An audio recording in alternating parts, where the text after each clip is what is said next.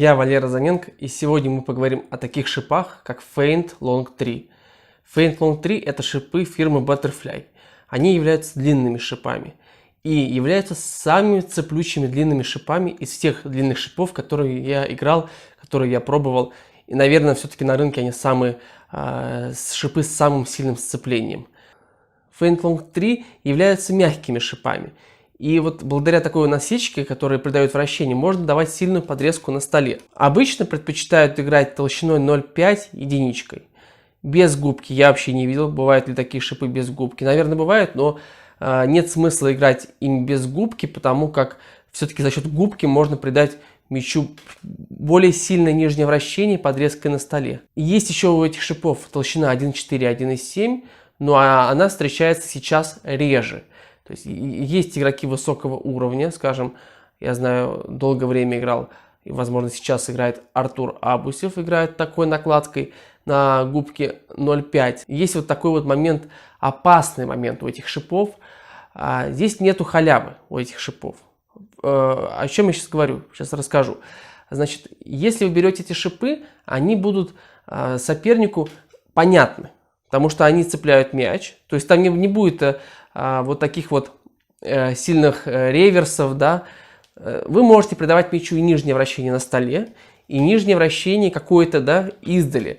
Но там не будет такого, что вы подбежали, подрезали, и игрок нападающий сделал за стол, даже вот потому что к нему придет потом верхний мяч после того, как подрезали на столе, придет вверх. Нет, такого не будет. То есть здесь создается преимущество этими шипами, если умеете менять вращение. То есть, если вы можете делать сильное, качественное движение подрезкой на столе, потом сможете обмануть, дать плоский мяч, вот тут можно зарабатывать очки. Ну и, конечно, поскольку не будет большого вращения нижнего сзади, то готовьтесь к тому, что ваш соперник, нападающий, будет на вас делать топ-спины подряд, достаточно прилично топ-спины по скорости, и серии будут по 5-6 топ-спинов он может делать. То есть к этому надо быть готовым. Да, можно давать небольшую разницу. Где-то дать сильнее подрезку издали, где-то дать плосковатую, но придется быть психологически готовым к тому, что придется много возвращать на стол. И благодаря этому выигрывать очки. Не благодаря тому, что шипы сами будут там где-то подрезать. Нет. Все в ваших руках.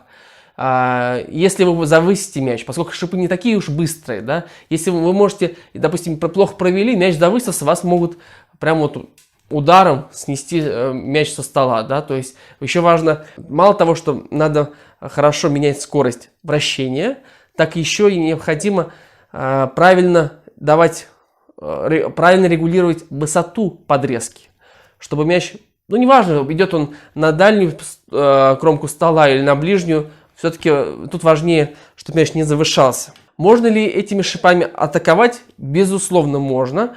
Я думаю, что на губке единички это будет поинтереснее даже, чем на 0,5. Вот. Я думаю, что можно атаковать этими шипами, делать накат, однозначно подбить можно мяч, потому что мяч все-таки не будет у вас валиться в сетку благодаря тому, что есть сцепление, но нужно делать это твердой рукой. Все-таки это длинный шип, и мяч может пойти мягкий, что ли. Мягкий может пойти на ту сторону, то есть надо делать акцент на предплечье больше и уже предплечьем обрабатывать мяч. И все-таки, кому бы я посоветовал бы эту накладку? Скорее всего, какому-то молодому защитнику, потому что если защитники ветерана, где-то может не получается делать резкое движение, такое качественное, или ветеран там, или спортсмен боится за локоть, то, конечно, может быть опасно, да, то есть сделать резкое движение, здесь необходимо делать резкие движения, качественные, резкие, амплитудные движения, поэтому, вот, скажем, молодой защитник, он может позволить себе играть такими шипами и попытаться научиться обманывать этими шипами, но не забывать про то, что необходимо, конечно, с самого начала пытаться мяч класть очень низко над сеточкой, чтобы не было, значит, проблем с этим. Какую брать толщину, да, накладки? Но здесь уже надо смотреть, какая доска будет, да. Если доска будет быстрая, может быть, есть смысл взять единичку. А если будет доска не очень быстрая, основание, то можно взять и 0,5. Тут надо смотреть, да, потому что если взять быстрое основание и 0,5 толщину, то мяч может улетать, да, за счет того, что мяч будет пробиваться до доски и будет лететь очень быстро на ту сторону. Хотя быстро летит, это неплохо, да, но тут надо уже смотреть, да, как вот справится игрок, не справится игрок с обработкой мяча. Долговечные ли это шипы? Нормальные. То есть все-таки это не Курл, который там, Курл ТСП P1, который будет служить долго. Все-таки здесь шип мягче, но нормальные. То есть в какое-то время поиграете, это точно, да, то есть бесспорно. И потом, когда уже посекли шипы, можно поиграть. Есть ли аналоги, более дешевые аналоги этих шипов, я не встречал. Обязательно напишите в комментариях, если вы знаете аналог данных шипов, может быть, какой-то китайской фирмы. Обязательно напишите, играли ли вы раньше этими шипами, да, потому что я считаю, что с приходом нового мяча этот шип стал более актуален, чем раньше. Если вы играли раньше этим шипом, потом перешли на какой шип поменяли, в какую сторону ушли, более к реверсивным шипам или вы ушли более коротким шипам, тоже будет очень интересно узнать. С вами был Валера Заненко. Подписывайтесь на канал, чтобы не пропустить новые видео. До новых встреч. Счастливо.